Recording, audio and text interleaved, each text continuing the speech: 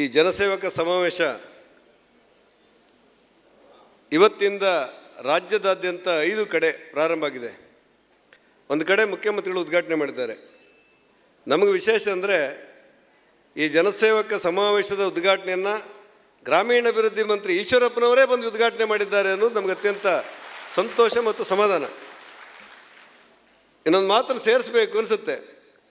ಈಶ್ವರಪ್ಪನವರು ಇನ್ನು ಎಷ್ಟು ದಿವಸಗಳ ಕಾಲ ಈ ಸಮಾವೇಶದ ಉದ್ಘಾಟನೆ ಮಾಡ್ತಾರೆ ಅಂತ ಹೇಳಿದರೆ ಗ್ರಾಮೀಣಾಭಿವೃದ್ಧಿ ಮಂತ್ರಿಯಾಗಿ ಎಲ್ಲ ಸಮಾವೇಶವನ್ನು ಅವರೇ ಉದ್ಘಾಟನೆ ಮಾಡ್ತಾರೆ. ಆದರೆ ದಕ್ಷಿಣ ಕನ್ನಡ ಜಿಲ್ಲೆಯಲ್ಲಿ ನಡೆದಿರುವಂಥ ಈ ಸಮಾವೇಶ ಈಶ್ವರಪ್ಪನವರಿಗೆ ಪೂರ್ಣ ಪ್ರಮಾಣದಲ್ಲಿ ನೆನಪುರಿಯುವಂಥ ಶಿಸ್ತುಬದ್ಧ, ಅರ್ಥಬದ್ಧ, ಶ್ರದ್ಧಾಪೂರ್ವಕವಾದ ಸಮಾವೇಶ ಆಗತ್ತೆ ಅಂತೇಳಿ ಹೇಳಲಿಕ್ಕೆ ನನಗೆ ಹೆಮ್ಮೆ ಮತ್ತು ಈ ಜಿಲ್ಲೆಯ ಕಾರ್ಯಕರ್ತರ ಬಗ್ಗೆ ಅಭಿಮಾನ ಇದೆ. ಈ ಜನಸೇವಕ ಕಾರ್ಯಕ್ರಮದ ಒಟ್ಟು ಉದ್ದೇಶಗಳೇನು ಅಂತ ಹೇಳಿದರೆ, ಭಾರತೀಯ ಜನತಾ ಪಕ್ಷದ ಬೆಂಬಲದಿಂದ ಬಂದಿರುವಂಥ ಪ್ರತಿ ಕಾರ್ಯಕರ್ತ ಗ್ರಾಮ ಪಂಚಾಯತ್ ಸದಸ್ಯನು ಕೂಡ ಅತ್ಯಂತ ಜವಾಬ್ದಾರಿಯುತವಾದಂಥ ಗ್ರಾಮ ಪಂಚಾಯತ್ ಸದಸ್ಯನಾಗಿ ಕರ್ತವ್ಯ ನಿರ್ವಹಿಸಬೇಕು, ಶ್ರದ್ಧೆಯಿಂದ ಕ್ರಿಯಾಶೀಲವಾಗಿ ಕೆಲಸಗಳನ್ನು ಮಾಡಬೇಕು ಮತ್ತು ಗ್ರಾಮ ಪಂಚಾಯತ್ ಸದಸ್ಯನಾಗಿ ಕರ್ತವ್ಯ ನಿರ್ವಹಿಸುವುದರೊಂದಿಗೆ ಪಾರ್ಟಿಯ ಕಾರ್ಯಕರ್ತನಾಗಿಯೂ ಕೂಡ ಪಾರ್ಟಿಯ ಸಂಘಟನಾತ್ಮಕ ವಿಚಾರಗಳಿಗೆ ಗಮನವನ್ನು ಕೊಡಬೇಕು ಅನ್ನೋದು ನಮ್ಮೆಲ್ಲರ ಯೋಚನೆ, ಪಾರ್ಟಿಯ ಯೋಚನೆ ಇದೆ. ಆ ಕಾರಣಕ್ಕೆ ನಳಿನ್ ಕುಮಾರ್ ಅವರು ಮೊನ್ನೆ ಮಾತಾಡ್ತಾ ಮಾಧ್ಯಮ ಜೊತೆಯಲ್ಲಿ ಮಾತಾಡ್ತಾ ಒಂದು ಮಾತನ್ನು ಹೇಳಿದ್ದಾರೆ. ಕರ್ನಾಟಕ ರಾಜ್ಯದಲ್ಲಿರುವಂಥ 99,000 ಗ್ರಾಮ ಪಂಚಾಯತ್ ಸದಸ್ಯರ ಪೈಕಿ 75% ಭಾರತೀಯ ಜನತಾ ಪಕ್ಷದ ಗೆದ್ದಿದೆ. ಆ ಗ್ರಾಮ ಪಂಚಾಯತ್ ಸದಸ್ಯರ ಮೂಲಕ ಬೂತ್ನಲ್ಲಿರುವಂಥ ರಾಜಕಾರಣವನ್ನು ಗಟ್ಟಿಗೊಳಿಸ್ತೇವೆ. ಆ ಮೂಲಕ ಮುಂಬರುವಂಥ ವಿಧಾನಸಭಾ ಚುನಾವಣೆಯಲ್ಲಿ ಭಾರತೀಯ ಜನತಾ ಪಕ್ಷ 150 ಸ್ಥಾನಗಳನ್ನು ಗಳಿಸುತ್ತೆ ಅನ್ನುವಂಥದ್ದು ವಿಶ್ವಾಸದ ಮಾತನ್ನು ನಳಿನ್ ಕುಮಾರ್ ಅವರು ಹೇಳಿದ್ದನ್ನು ತಾವೆಲ್ಲ ಕೇಳಿದ್ದೀರಿ ಅಂತ ನಾನು ಭಾವಿಸ್ತೇನೆ. ನಮ್ಮ ಗ್ರಾಮ ಪಂಚಾಯತ್ಗಳು ಪ್ರತಿ ಸರ್ಕಾರದಂತೆ ಕೆಲಸಗಳನ್ನು ಮಾಡಬೇಕು ಅಂತ ಆಶೆ ಇರುವಾಗ ಸನ್ಮಾನ್ಯ ಗ್ರಾಮೀಣಾಭಿವೃದ್ಧಿ ಮಂತ್ರಿ ಈಶ್ವರಪ್ಪನವರು ಹಲವಾರು ಯೋಜನೆಗಳನ್ನು ಹಾಕ್ಕೊಂಡಿದ್ದಾರೆ. ನಮ್ಮ ಗ್ರಾಮ ಪಂಚಾಯತ್ ಸದಸ್ಯರು ಒಂದು ಸರ್ತಿ ಗಮನಿಸಬೇಕು. ಗ್ರಾಮ ಪಂಚಾಯತ್ ಅಂತ ಹೇಳಿದ್ರೆ ಕೇವಲ ಕುಡಿಯೋ ನೀರಿಗೋಸ್ಕರ ಅಥವಾ ಬೀದಿ ದೀಪಕ್ಕೋಸ್ಕರ ಇರುವಂಥ ಒಂದು ವ್ಯವಸ್ಥೆ ಸತ್ಯ, ಅದರಲ್ಲೇನು ಅನುಮಾನಗಳಿಲ್ಲ. ಆದರೆ ಪ್ರತಿ ಗ್ರಾಮ ಪಂಚಾಯತ್ ಒಂದು ಸರ್ಕಾರದಂತೆ ಕೆಲಸ ಮಾಡಬೇಕು ಅನ್ನೋ ಕಾರಣಕ್ಕೋಸ್ಕರ ಮುಂದಿನ ದಿನಗಳಲ್ಲಿ ಜಾತಿ ಮತ್ತು ಆದಾಯದ ಸರ್ಟಿಫಿಕೇಟನ್ನು ಕೂಡ ಗ್ರಾಮ ಪಂಚಾಯತಿಯಲ್ಲೇ ಕೊಡಬೇಕಾದಂಥ ಯೋಜನೆಯನ್ನು ಈಶ್ವರಪ್ಪರೇ ರೂಪಿಸ್ತಾ ಇದ್ದಾರೆ. ಇದರಿಂದಾಗಿ ನಾವು ಜಿಲ್ಲಾಡಳಿತ ಕಡೆ, ತಾಲೂಕು ಆಫೀಸಿನ ಕಡೆ ಹೋಗುವಂಥದ್ದು ತಪ್ಪುತ್ತೆ. ಒಂದು ಹೆಜ್ಜೆ ಮುಂದೆ ಹೋಗಿ ಬರೀ ಜಾತಿ ಮತ್ತು ಆದಾಯ ಮಾತ್ರ ಅಲ್ಲ, ಜನನ ಮತ್ತು ಮರಣ ಸರ್ಟಿಫಿಕೇಟಿಗೋಸ್ಕರ ಏನು ಒದ್ದಾಡ್ತಾ ಇದ್ದೇವಲ್ಲ ಇವತ್ತು ನಮ್ಮ ತಾಲೂಕುಗಳಿಗೆಲ್ಲ ಹೋಗಿ ಮುಂದಿನ ದಿನಗಳಲ್ಲಿ ಜನನ ಮತ್ತು ಮರಣ ಸರ್ಟಿಫಿಕೇಟ್ ಕೂಡ ನಮ್ಮ ಗ್ರಾಮ ಪಂಚಾಯತಲ್ಲೇ ಕೊಡಬೇಕು ಅನ್ನುವಂಥ ಯೋಜನೆಯನ್ನು ಈಶ್ವರಪ್ಪನವರು ರೂಪಿಸ್ತಾ ಇದ್ದಾರೆ. ಕೇರಳದ ಮಾದರಿಯಲ್ಲೇ ನಮ್ಮಲ್ಲಿ ಸಬ್ ಡಿವಿಷನ್ ಆಫೀಸಲ್ಲಿ ವಿವಾಹ ಆಗುತ್ತಲ್ಲ, ಕೇರಳದ ಮಾದರಿಯಲ್ಲೇ ಗ್ರಾಮ ಪಂಚಾಯತಲ್ಲಿ ವಿವಾಹ ಮಾಡುವಂಥ ಯೋಜನೆ ಕೇರಳದಲ್ಲಿದೆ. ಅಂಥ ಅನೇಕ ಯೋಜನೆಗಳು ಕೂಡ ಗ್ರಾಮ ಪಂಚಾಯತ್ ಮೂಲಕ ಕೊಡಬೇಕು ಅನ್ನುವಂಥದ್ದು ನಮ್ಮ ಗ್ರಾಮೀಣಾಭಿವೃದ್ಧಿ ಮಂತ್ರಿಗಳ ಆಶೆ ಇರುವುದರಿಂದಾಗಿ ನಾವೆಲ್ಲರೂ ಒಟ್ಟಾಗಿ ಒಂದಾಗಿ ಕೆಲಸಗಳನ್ನು ಮಾಡಬೇಕು ಅಂತ ತೀರ್ಮಾನ ಮಾಡಿ ಈ ಸಭೆಯಿಂದ ಹೋಗಬೇಕಂತ ನಾನು ವಿನಂತಿ ಮಾಡ್ತೇನೆ. ಪಂಚಾಯತ್ ರಾಜ್ ವ್ಯವಸ್ಥೆ ಅಂತ ಹೇಳಿದರೆ, ಪಂಚಾಯತ್ ರಾಜ್ ವ್ಯವಸ್ಥೆ ಕಾಯ್ದೆ ಬರುವ ಮುಂಚೆ ಡಿಲ್ಲಿಯಿಂದ ಆಡಳಿತ ಇತ್ತು. ಯಾವತ್ತು ಸಂವಿಧಾನದ 73ನೇ ಕಲಂ ತಿದ್ದುಪಡಿಯಾಗಿ ಗ್ರಾಮ ಪಂಚಾಯತ್ಗಳು, ತಾಲೂಕು ಪಂಚಾಯತ್ಗಳು, ಜಿಲ್ಲಾ ಪರಿಷತ್ಗಳ ರಚನೆಯಾದವು, ಆ ದಿವಸದಿಂದ ದಿಲ್ಲಿಯಿಂದ ಆಡಳಿತ ಅಲ್ಲ, ಹಳ್ಳಿಯಿಂದಲೇ ಆಡಳಿತ ಪ್ರಾರಂಭ ಆಗಿದೆ ಅನ್ನೋದನ್ನು ನಾವು ಗಮನದಲ್ಲಿಟ್ಟುಕೊಂಡು ನಮ್ಮ ಗ್ರಾಮದಲ್ಲಿ ಎಲ್ಲಿ ಅಂಗನವಾಡಿ ಆಗಬೇಕು, ಎಲ್ಲಿ ರಸ್ತೆಗಳಾಗಬೇಕು, ಎಲ್ಲಿ ಸೇತುವೆಗಳಾಗಬೇಕು ಅನ್ನೋದನ್ನು ನಮ್ಮ ಗ್ರಾಮ ಪಂಚಾಯತ್ ಮೂಲಕ ಮಾಡಬೇಕು, ನಮ್ಮ ಗ್ರಾಮ ಸಭೆ ಮೂಲಕ ಮಾಡಬೇಕು ಅನ್ನುವಂಥ ಸಂವಿಧಾನದ ಒಟ್ಟು ಆಶಯಗಳನ್ನು ಇಟ್ಟುಕೊಂಡು ನಾವು ಕೆಲಸಗಳನ್ನು ಮಾಡಬೇಕಾಗುತ್ತೆ. ನಮ್ಮ ಗ್ರಾಮೀಣಾಭಿವೃದ್ಧಿ ಇಲಾಖೆ ಮುಂದಿನ ಸುಮಾರು 15-20 ದಿವಸಗಳ ಕಾಲ ಒಂದೊಂದು ತಾಲೂಕಲ್ಲೂ ಕೂಡ ಗ್ರಾಮ ಪಂಚಾಯತ್ ಸದಸ್ಯರಿಗೆ ತರಬೇತಿ ಕೊಡುವಂಥ ಯೋಜನೆ ಹಾಕ್ಕೊಂಡಿದೆ. ನಮ್ಮ ಮನಸ್ಸೊಳಗೆ ನಾವು ಗ್ರಾಮ ಪಂಚಾಯತ್ ಬಗ್ಗೆ ಕೆಲಸಗಳನ್ನು ಮಾಡಿದ್ದೇವೆ, ನಮ್ಗೆ ಆ ತರಬೇತಿಯಿಂದ ಏನಾಗಬೇಕು ಅಂತ ಅನಿಸಿರ್ಬೋದು.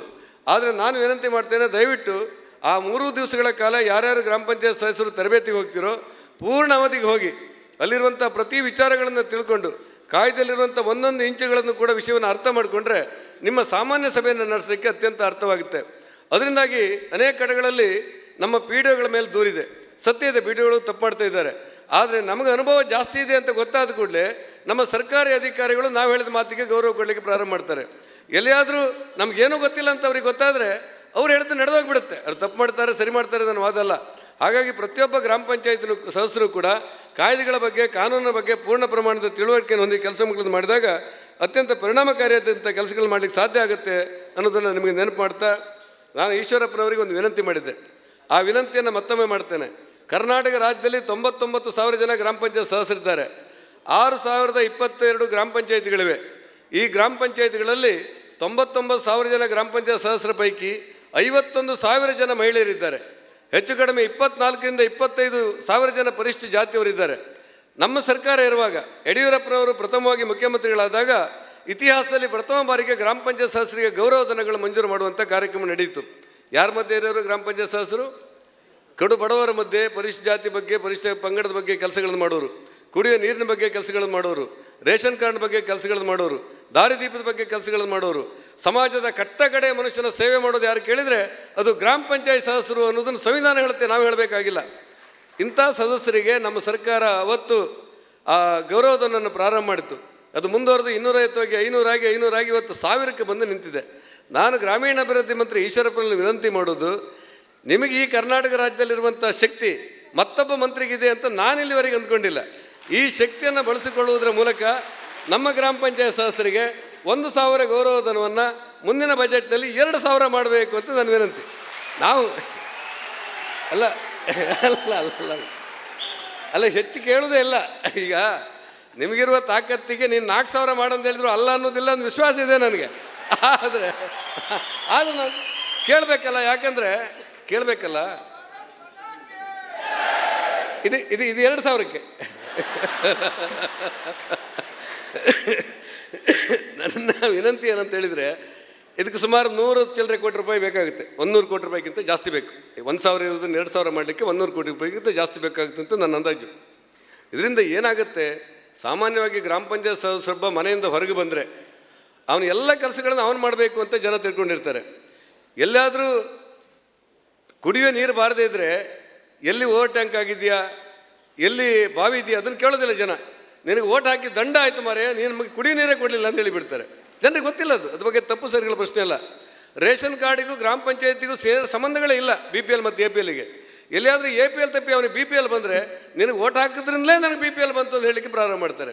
ಹೀಗೆ ಗ್ರಾಮ ಪಂಚಾಯತ್ ಸದಸ್ಯರ ಬಗ್ಗೆ ನಿರೀಕ್ಷೆಗಳು ಜಾಸ್ತಿ ಇರುವಾಗ ಇವರು ಮನೆಯಿಂದ ಹೊರಟವರಿಗೆ ಒಂದಿಷ್ಟು ಖರ್ಚು ವೆಚ್ಚಗಳು ಜಾಸ್ತಿ ಆಗಿಬಿಡುತ್ತೆ. ಪಾರದರ್ಶಕವಾಗಿ ಆಡಳಿತ ಮಾಡಬೇಕು ಅನ್ನುವಂಥ ಆದೇಶವನ್ನು ಇಡೀ ಕರ್ನಾಟಕ ರಾಜ್ಯದಲ್ಲಿ ನೀವು ಕೊಟ್ಟಿದ್ದೀರಿ. ಇಡೀ ಕರ್ನಾಟಕ ರಾಜ್ಯದಲ್ಲಿ ಪಾರದರ್ಶಕವಾಗಿ ಆಡಳಿತ ಮಾಡುವಂಥ ಪ್ರಥಮ ಜಿಲ್ಲೆ ಯಾವುದು ಕೇಳಿದರೆ ಅದು ದಕ್ಷಿಣ ಕನ್ನಡ ಜಿಲ್ಲೆ ಅಂತ ಹೇಳಲಿಕ್ಕೆ ಉಸ್ತುವಾರಿ ಮಂತ್ರಿಯಾಗಿ ನನಗೆ ಹೆಮ್ಮೆ. ಯಾಕಂದರೆ ಇವತ್ತು ನೀವು ಯಾವುದೇ ಒಂದು ಗ್ರಾಮ ಪಂಚಾಯತಿಗೆ ಹೋಗಿ, ಸುಳ್ಳ್ಯದಿಂದ ಹಿಡಿದು ಹೆಜಮಾಡಿಯವರೆಗೆ ಹೋದರೂ ಕೂಡ ಒಂದೊಂದು ಗ್ರಾಮ ಪಂಚಾಯತಲ್ಲೂ ಇವತ್ತು ಮನೆ ತೆರಿಗೆಯನ್ನು 90%, 88%, 95% ವಸೂಲು ಮಾಡಿದ್ದಾರೆ. ಬೇರೆ ಜಿಲ್ಲೆಯಲ್ಲಿ 2% ಕೂಡ ವಸೂಲು ಮಾಡಿಲ್ಲ. ಅಂಥ ಸಂದರ್ಭದಲ್ಲಿ ಅತ್ಯಂತ ಪರಿಣಾಮಕಾರಿಯಾಗಿ ಈ ಕೆಲಸಗಳನ್ನು ಮಾಡುವಂಥ ಗ್ರಾಮ ಪಂಚಾಯತಿಗಳು ದಕ್ಷಿಣ ಕನ್ನಡ ಜಿಲ್ಲೆಯಲ್ಲಿ ಒಂದು ಸರ್ಕಾರದಂತೆ ಕೆಲಸ ಮಾಡೋದನ್ನು ನಾನು ಗಮನಿಸಿದ್ದೆ. ದಯವಿಟ್ಟು ನನ್ನ ವಿನಂತಿ ಇರುವಂಥದ್ದು, ಈ ಜಿಲ್ಲೆಗೆ ಹೆಚ್ಚು ಪ್ರಾಶಸ್ತ್ಯಗಳನ್ನು ಕೊಡುವುದರ ಮೂಲಕ, ಹೆಚ್ಚು ಅವಕಾಶಗಳನ್ನು ಕೊಡುವುದರ ಮೂಲಕ ಗ್ರಾಮೀಣಾಭಿವೃದ್ಧಿಗೆ ಹೆಚ್ಚು ಒತ್ತು ಕೊಡಬೇಕು ಅನ್ನುವಂಥ ವಿನಂತಿ ಮಾಡ್ತಾ, ನಮ್ಮ ಕೇಂದ್ರ ಸರ್ಕಾರದ ಪ್ರಧಾನಮಂತ್ರಿ ನರೇಂದ್ರ ಮೋದಿಯವರು 15ನೇ ಹಣಕಾಸನ್ನು ಇವತ್ತು ಅನುಷ್ಠಾನ ಆಗ್ತದೆ. 2018ರಿಂದ 2023ವರೆಗೆ 15ನೇ ಹಣಕಾಸು ಯೋಜನೆ ಅನುಷ್ಠಾನ ಆಗ್ತಾಯಿದೆ. ಅತ್ಯಂತ ಹೆಮ್ಮೆ, ಅಭಿಮಾನ, ಸಂತೋಷ ಏನಂತ ಹೇಳಿದರೆ 5 ಲಕ್ಷ, 15 ಲಕ್ಷ, 20 ಲಕ್ಷ ರೂಪಾಯಿಗಿಂತ ಮೇಲೆ ಬರ್ತಾ ಇರಲಿಲ್ಲ ಕೇಂದ್ರ ಸರ್ಕಾರದಿಂದ. ನಮ್ಮೆಲ್ಲ ಗ್ರಾಮ ಪಂಚಾಯತ್ ಸದಸ್ಯರು ಗಮನಿಸಬೇಕು, ಇವತ್ತು ನಮ್ಮ ಗ್ರಾಮ ಪಂಚಾಯತಿಗೆ 1 ಕೋಟಿ ರೂಪಾಯಿಗಿಂತ ಹೆಚ್ಚು ಹಣ ಕೇಂದ್ರ ಸರ್ಕಾರದಿಂದ ಹರಿದು ಬರ್ತಾ ಇದೆ. ನಾನು ನಿಮ್ಗೆ ಹೇಳಲಿಕ್ಕೆ ಹೊರಟೆ, ಇದನ್ನು ತಲುಪಿಸ್ಬೇಕಲ್ಲ ಸಾಮಾನ್ಯ ಜನರಿಗೆ. ಈ ಅನುದಾನಗಳು ಬರ್ತಾ ಇರೋದು ನಮ್ಮ ಕೇಂದ್ರ ಸರ್ಕಾರದಿಂದ ಅನ್ನುವಂಥ ಯೋಚನೆಯನ್ನು ಜನಸಾಮಾನ್ಯರಿಗೆ ತಿಳಿಸುವಂಥ ರಾಯಭಾರಿಗಳು ಯಾರಾದರೂ ಇದ್ದರೆ ಅದು ಗ್ರಾಮ ಪಂಚಾಯತ್ ಸದಸ್ಯರು ಅನ್ನುವಂಥ ಭಾವನೆಗಳಿರುವಾಗ ಎಲ್ಲರೂ ಒಟ್ಟಾಗಿ ಒಂದಾಗಿ ಪಾರ್ಟಿಯ ಸಂಘಟನೆ ಕಡೆ ಗಮನವನ್ನು ಕೊಡೋಣ. ಎಲ್ಲರೂ ಒಂದಾಗಿ ನಮ್ಮ ಗ್ರಾಮ ಪಂಚಾಯತಿಗಳಲ್ಲಿ ಸರ್ಕಾರದಂತೆ ಕೆಲಸ ಮಾಡುವಂಥ ಯೋಚನೆ ಹಾಕ್ಕೊಳ್ಳೋಣ. ಇನ್ನೊಂದು ಸಾರಿ ಈಶ್ವರಪ್ಪನವರು ಬಂದರೆ ಇಡೀ ಕರ್ನಾಟಕ ರಾಜ್ಯಾದ್ಯಂತ ಸುತ್ತಾಡಿ ಬಂದೆ, ಆದರೆ ದಕ್ಷಿಣ ಕನ್ನಡ ಜಿಲ್ಲೆಯಲ್ಲಿ ನಡೆಯುವಂಥ ಗ್ರಾಮ ಪಂಚಾಯತಿನ ಅಭಿವೃದ್ಧಿ ವಿಕೇಂದ್ರೀಕರಣ ಮತ್ತೆಲ್ಲೂ ನಾನು ಕಂಡಿಲ್ಲ. ಆ ಕಾರಣಕ್ಕೆ ನಿಮಗೆ ಅಭಿನಂದನೆಗಳು ಹೇಳುವಂಥ ಅವಕಾಶಗಳನ್ನು ಮಾಡಿಕೊಳ್ಳೋಣ ಅನ್ನುವಂಥ ಮಾತು ಹೇಳ್ತಾ ಈ ಕಾರ್ಯಕ್ರಮಕ್ಕೆ ಶುಭ ಹಾರೈಸ್ತೇನೆ. ನಮಸ್ಕಾರ, ಧನ್ಯವಾದ.